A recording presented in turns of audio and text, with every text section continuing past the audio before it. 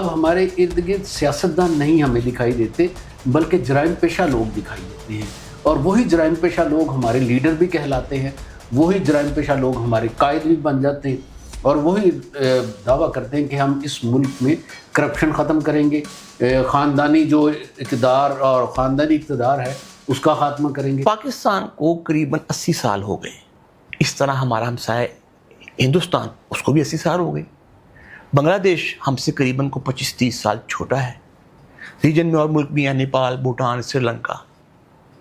ہمارے یہ کلچر یہاں کیوں بن گیا کہ جو جتنا بڑا مجرم ہے اتنی ہی اس کی عزت اور فالوئنگ زیادہ ہے، اور جتنا جو شریف النفس نیک آدمی ہے اس کی اس طرح عزت اور فالوئنگ نہیں ہے۔ آپ نے بہت اچھا سوال کیا، اور شاید پاکستان میں کوئی لوگ اس طرح کا سوال کرتے بھی نہیں اور سوچتے بھی نہیں، اور اس سوال کی جڑیں ہمارے سماج کی جو تشکیل ہوئی ہے یہ اس حوالے سے بنتی ہے، یعنی عمرانیات کا سوال ہے۔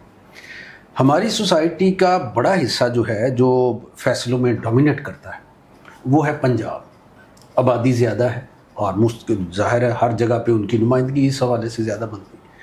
پنجاب کا کلچر روایتی طور پہ سماجی جو ڈھانچے کی شکل میں رہا، اس میں جاگیردار وہ طاقتور شخصیت تھی، اور جاگیردار جو ہے وہ اس کی پرسنالٹی میں شامل ہوتا تھا کہ وہ سخت گیر ہو۔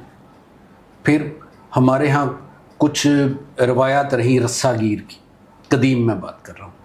اسی طرح سے کچھ ایسی روایات بھی ہیں کہ یہاں پہ ہیرو شپ میں ایسے لوگ آتے رہے جو جرائم پیشہ تھے، اور یہ ہماری نفسیات کے اندر چیز آ گئی۔ پھر اس سوسائٹی کو جو اس سے پہلے کا عہد ہے، یعنی برٹش اور سکھ پیریڈ سے پہلے کا عہد جسے آپ کہہ لیں، وہاں پہ یہ سوسائٹی محکوم تھی، کیونکہ آپ کبھی مغل اس کے حکمران آ گئے، کبھی افغان حکمران آ گئے، تو یہ ایک عرصہ تک رہی۔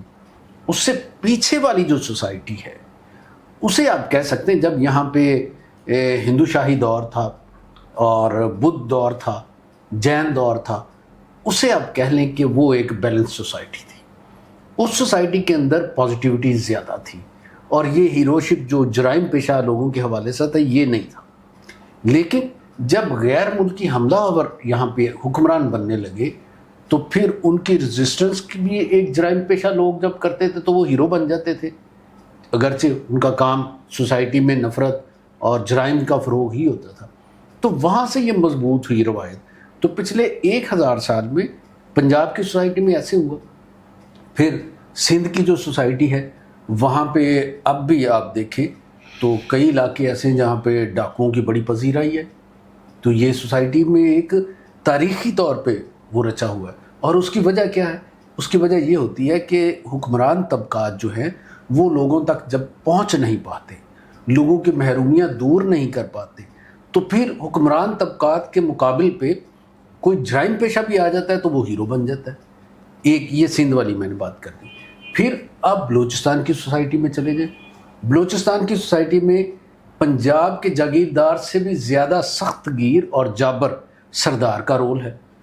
زمین جو ہے پورے قبیلے کی وہ سردار کی ملکیت ہے، سردار آگے دے گا کسی کو استعمال کے لیے، جو بھی وسائل ہیں زمین کے علاوہ بھی جو وسائل ہیں، تو سردار کا وہاں پہ کنٹرول ہے۔ اب وہ سردار کتنا ظلم کر سکتا ہے اس کی کوئی حد نہیں ہے۔ تو یہ بھی ایک آپ سمجھ لیں کے پی کے جو حالات ہیں وہ ویسے ہی سخت گیری ہے وہاں پہ۔